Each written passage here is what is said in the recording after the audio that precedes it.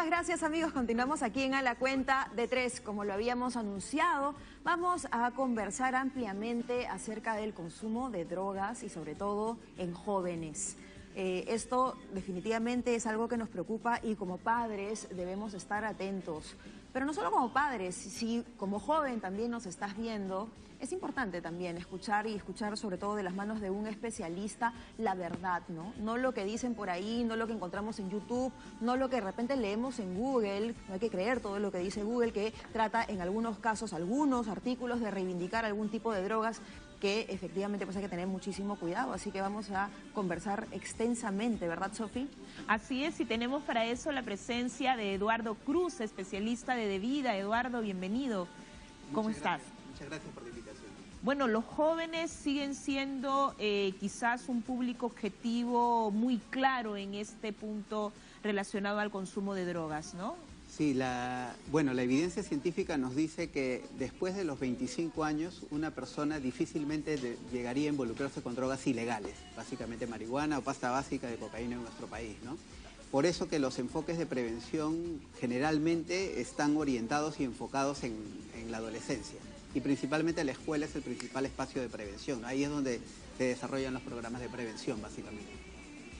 Bueno, sí. Sí, me distraje un poco, perdóname, la música me distrae un poco y me quedé...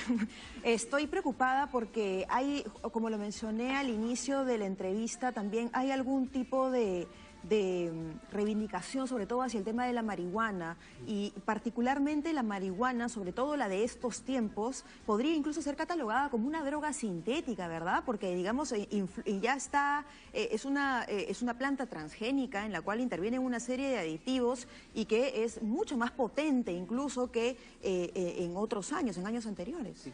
La marihuana que se consume ahora no se puede comparar con la marihuana de la década de los 70, 80, que llegaba a un promedio de 3 a 5% de THC, que es el psicoactivo que hace las modificaciones cerebrales, ¿no? Ahora estamos hablando de marihuanas de 15% o 20%, o sea, 5 o 6 veces más potentes que la anterior.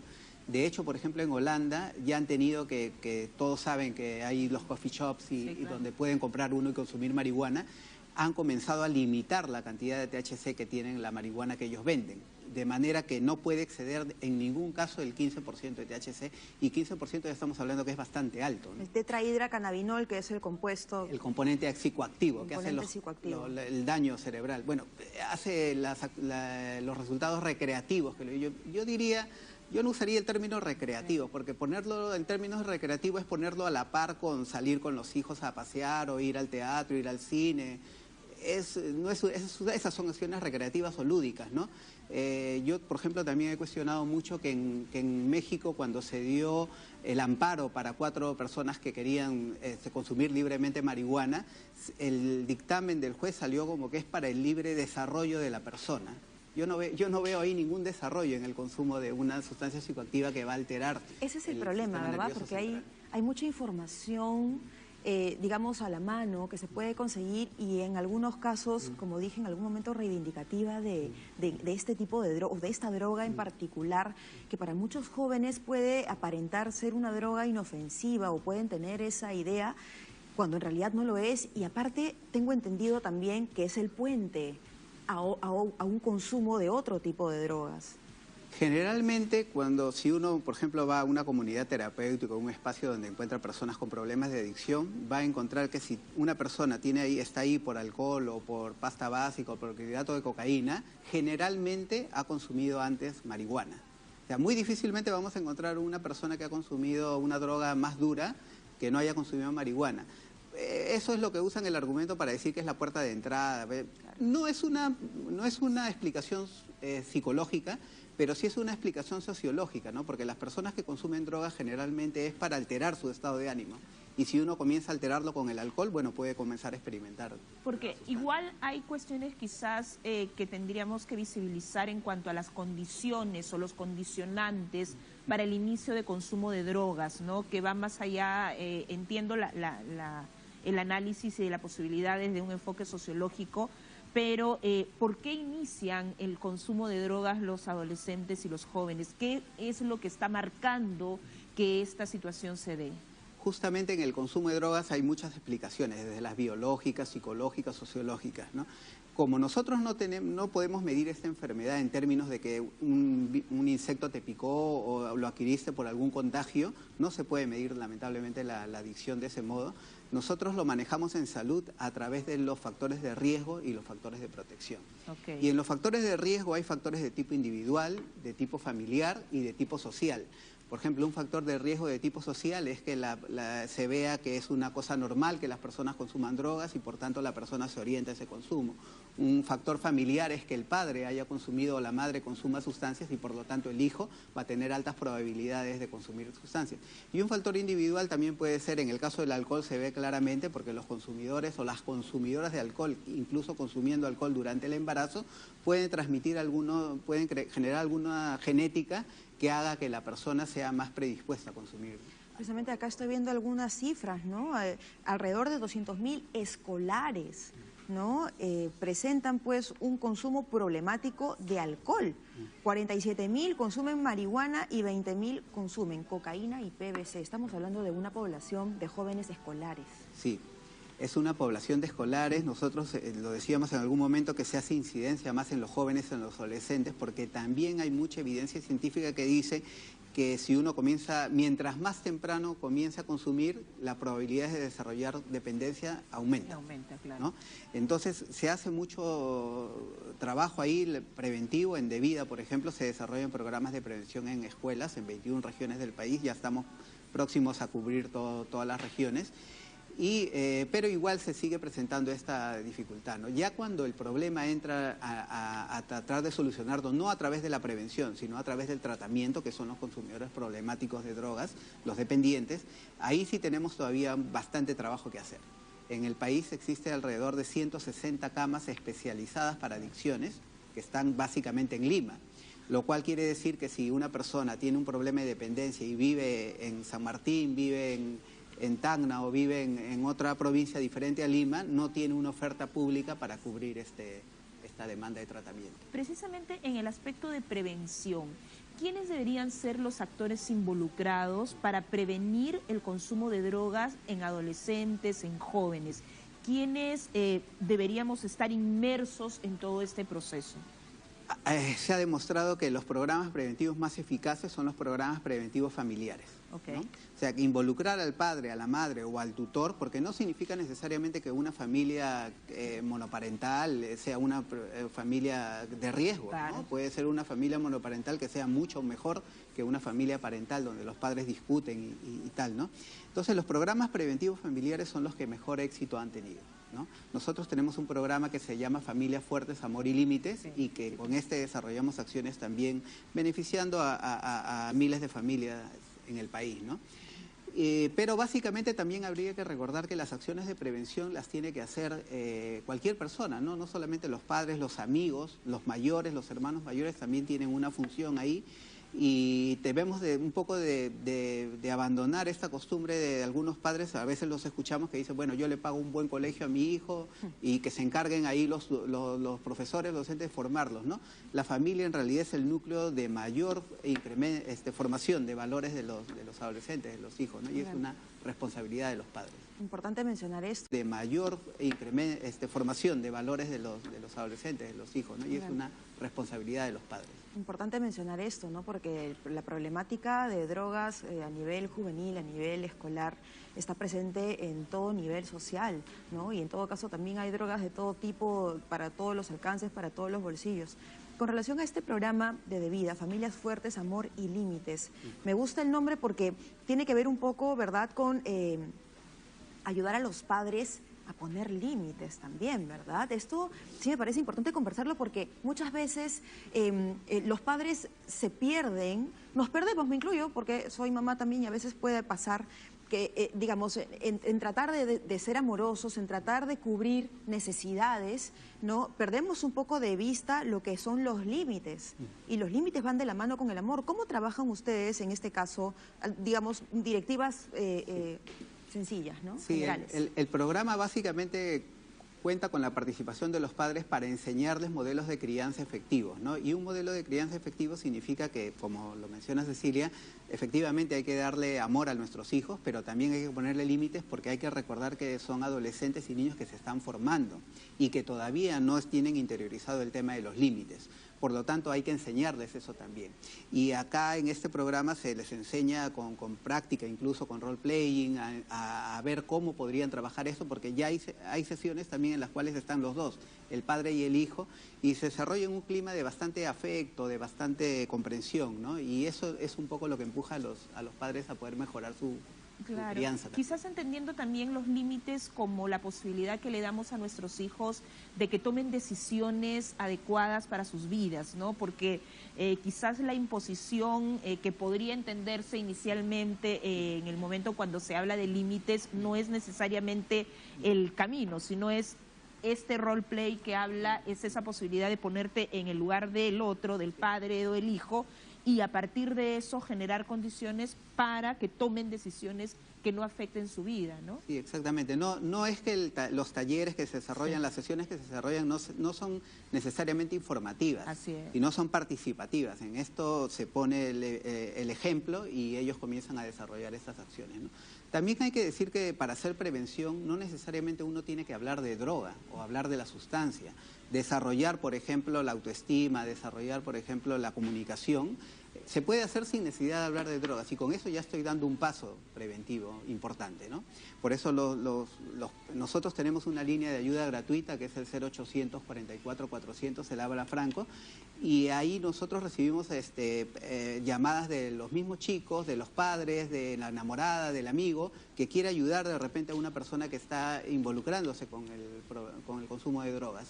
Y obviamente que para prevenir, primero tengo que informarme, ¿no? Entonces yo hago en realidad una invitación para que puedan llamar, es gratuita y es a nivel nacional la línea. Importante tener a la mano esta línea, efectivamente, pero ya que te encuentras aquí, Eduardo, y eres especialista en materia de drogas de vida, ¿qué le podemos decir, por ejemplo, a los padres que nos están viendo si es que en alguno de los casos ellos o conocen de alguien que tenga un joven, un adolescente que ya se inició en el consumo? ¿Cómo ayudarlo? ¿Qué se puede hacer? Muchas veces uno como padre se nubla, no sabe qué hacer, muchas veces se opta por decir, bueno, pero solamente está consumiendo tal o cual, vamos a ver, seguro es una moda, seguro se le va a pasar, y en el camino no sabemos si es que ya está en camino a adquirir la adicción, ¿no? Sí. Bueno, felizmente hay que también mencionar que ahí debe haber un momento de tranquilidad de los padres al momento de enterarse que el hijo está consumiendo alguna sustancia. Felizmente, en el Perú tenemos un nivel de consumo mucho menor en relación a otros países de primer mundo, por ejemplo, ¿no? Acá tenemos todavía, ciertamente, es un problema, pero no está desbordado aún y hay que preservar eso. Lo otro es que no necesariamente una persona que ha iniciado en un consumo de una droga ilegal se va a enganchar directamente a la adicción, ¿no? Y en eso hay que ser bastante claros ahí para que el padre algunos pintan una situación catastrófica en la cual el hijo irremediablemente ya va a la adicción. No, generalmente las personas que se inician en un consumo de drogas, la mayoría, diría yo, lo abandonan en el primer consumo, ¿no? Porque no les gusta, porque tuvieron una sensación mala, o porque simplemente piensan que no necesitan de alterar su estado de ánimo para llevar su vida bien, ¿no? No necesitan resolver nada. Esto después de 1, 2, 3, ¿cuántos consumos? Ahí va a ser diferente porque hay diferente potencial de adicción. La pasta básica de cocaína es en nuestro medio la que tiene mayor potencial adictivo, ¿no? Potencial adictivo quiere decir que si una persona lo consume, como tiene un efecto muy fuerte, el organismo se acostumbra a tener esa sustancia y produce la compulsión, lo que nosotros llamamos como tolerancia y el desarrollo de síndrome de abstinencia, ¿no? Entonces, si esta se llega a producir, en la pasta básica se puede producir con mucho más rapidez que con otras drogas. Solamente para quizás antes de cerrar, ¿cuáles son las alertas que debemos tener para considerar la posibilidad de que hay un inicio de consumo de drogas? ¿Y qué personal o qué personas deben estar involucrados en el ámbito de la salud para trabajar el tema de tratamiento? ¿Son solo psiquiatras? ¿Podemos hablar de un trabajo más multidisciplinario? Sí. Comienzo por lo último. Nosotros lo trabajamos, en realidad es una recomendación de los organismos que ven esto a nivel mundial, OMS, que se debe trabajar con enfoque muy interdisciplinario, ¿no? En el cual está involucrado básicamente un psiquiatra o alguien del modelo médico, ¿no? Ya que hay que recordar que acá en el país no tenemos un promedio de 500 psiquiatras, 500, va a faltar. Entonces muchas veces se apela a médicos que tienen una cierta formación. Y luego tenemos a los psicólogos, a las enfermeras, a los asistentes sociales que forman parte de este núcleo interdisciplinario, ¿no? Entonces por ahí se comienza y el desarrollo de programas con alguna evidencia. Ahora, la primera pregunta que me hacías sobre cómo nos podemos dar cuenta, lamentablemente las drogas son muy diferentes el uso de drogas. Por ejemplo, tomar una pastilla de éxtasis no va a generar ningún olor ni ningún cambio conductual muy evidente, como adelgazamiento o manos amarillas o dientes amarillos, ¿no? La pasta básica sí, la marihuana tampoco, ¿no? Entonces, básicamente lo que deberíamos hacer es remitirnos a los cambios conductuales, ¿no? Y con mucho cuidado también, porque los adolescentes, como están en una etapa de desarrollo, pueden cambiar mucho, ¿no? Sí. De un día para otro se vuelven amargados, se alegran. Si los adultos cambiamos. ¿No? Imagínate los adolescentes. Y en el caso de los adolescentes, sí habría que como padres de repente, si los comenzamos a conocer más, conversar con él, ver si comienzan a cambiar de amigos, ¿no? Ver si comienzan a llegar más tarde, si comienzan a pedir más dinero del que usualmente pedían, ¿no? Eduardo, pero perdóname que te interrumpa ahí, pero por ejemplo, digamos, si esperamos, ¿no crees que si esperamos hasta el momento en el que ya se dan los cambios conductuales correspondientes al craving o necesidad de seguir consumiendo, no es un poco ya esperar mucho tiempo? Digamos, ¿no estaríamos ya agarrando finalmente el problema en su etapa más difícil? Sí, cuando ya se produce estos síntomas, sí ya es una situación en la cual ya hay un problema y amerita tratamiento. Pero en la parte preventiva, como lo mencionaba, nosotros tenemos intervenciones en los colegios públicos, ¿no? Y ahí habría un poco que fortalecer competencias. Más que hablar, como decía en un momento, de drogas, es fortalecer competencias para que la persona no se inicie en el consumo de drogas. Hay 3 niveles de prevención que nosotros manejamos usualmente, que es el primero, es evitar que la persona se vincule a una droga ilegal. El segundo es ver que la persona, si es que ya se involucró, no continúe consumiendo. Si es que ya no se puede llegar a ese punto, es evitar que se desarrolle una dependencia, ¿no? Entonces, siempre nos manejamos con niveles. En el nivel preventivo inicial es como lo mencionas, evitar que la persona llegue a vincularse con la sustancia. Y para eso se hace 2 acciones básicas, promoción y prevención, que es lo que nos puede ayudar un poco. Muy bien, sí, pues es que cuando hablamos de probar para los adolescentes es pruebo 1, pruebo 2, pruebo 20, hasta que finalmente recién siento el efecto y digo, ya probé y de repente ya me gustó también. Sí. Pues, ¿no? Y usualmente lo que pasa es que las personas adictas normalmente no reconocen su problema.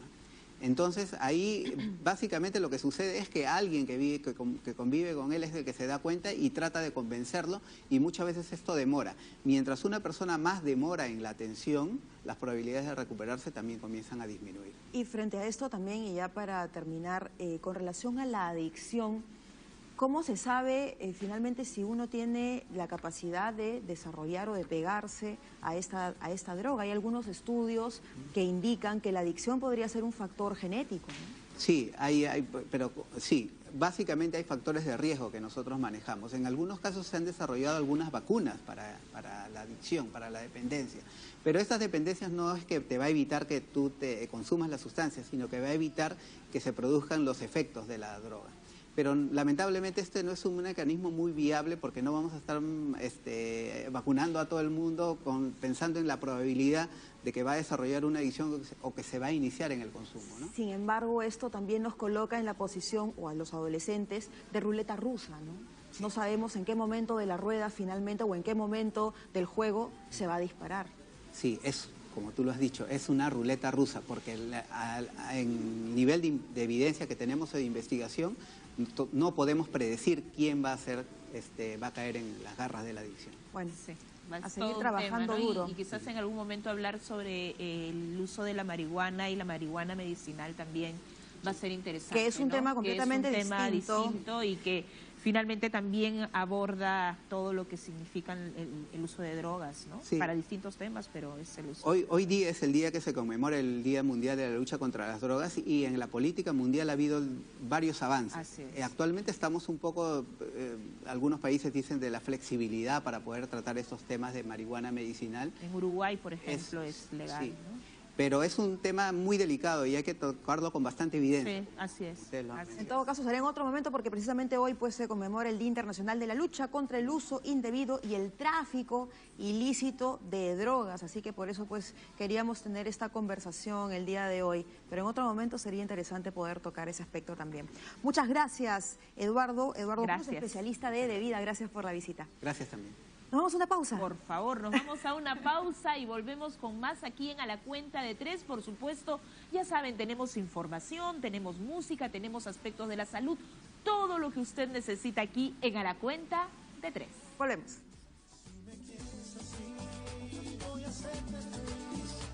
Porque solo yo tengo lo que nadie podía darte. Talento para amarte, talento para amarte. Lo único que tengo es talento para amarte, talento para amarte.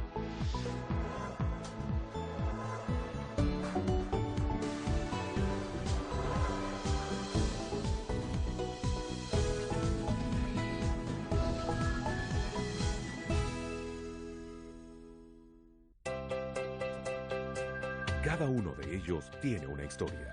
Historias como la mía son capaces de cambiar la visión de las niñas. Ideas innovadoras. La idea es educar a través de sus propios espacios.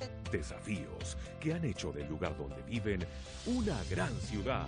Para que las personas también se sientan importantes y dueñas de aquel espacio que está ahí. Porque a grandes problemas, grandes soluciones. Big Cities, una serie de documentales que demuestran que cuando nos unimos logramos cosas maravillosas. 1, 2, 3. Quiero que como sociedad hagamos la diferencia. Big Cities, desde este domingo 2 de julio a las 10 de la mañana por TV Perú. Somos